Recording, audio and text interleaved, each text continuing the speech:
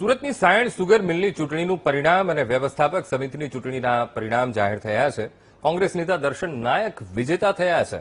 તો દર્શન નાયક 700થી વધુ મતથી વિજયી બન્યા. તો સાંધિયેર ઝોનમાં 1312 મત પડ્યા હતા અને તેમાંથી તેમણે વિજય મેળવ્યો છે. કોંગ્રેસ નેતા દર્શન નાયક કે જેઓ વિજયી બન્યા છે અને 700થી વધુ મત સાથે તેઓ વિજયી બન્યા છે. સુરતની સાયણ સુગર મિલની ચૂંટણી અને જેના પરિણામ સામે આવી ગયા છે. વ્યવસ્થાપક સમિતિની ચૂંટણીનું આયોજન કરવામાં આવ્યું હતું અને હવે આજે આ ચૂંટણીના પરિણામો પણ જાહેર કરી દેવામાં આવ્યા છે.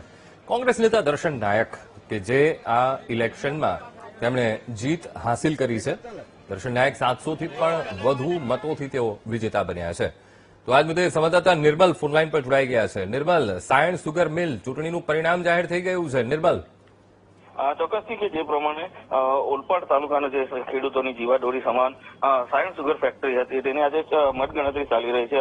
9 ઓગસ્ટના રોજ આ ચૂંટણી યોજાઈ હતી અને જે ઉમેદવારો હતા તેઓનું ભાવિ મતપેટીમાં સીલ થયું હતું. આજે વહેલી સવારથી સાયણ સુગર ખાતે આ મતગણતરી શરૂ થઈ હતી. ત્યારે સાંધિયેર ઝોનથી અપક્ષ ઉમેદવાર જે કોંગ્રેસ નેતા દર્શન નાયક છે તેમણે ઉમેદવારી નોંધાવી હતી અને તેમની સાથે અન્ય 4 ઉમેદવારોએ પણ ઉમેદવારી નોંધાવી હતી. પણ આ તમામ ઉમેદવારોની સામે દર્શન નાયક 700થી વધુ મતે વિજેતા બન્યા છે અને દર્શન નાયકોના ટેકેદારોમાં ખુશી જોવા મળી છે.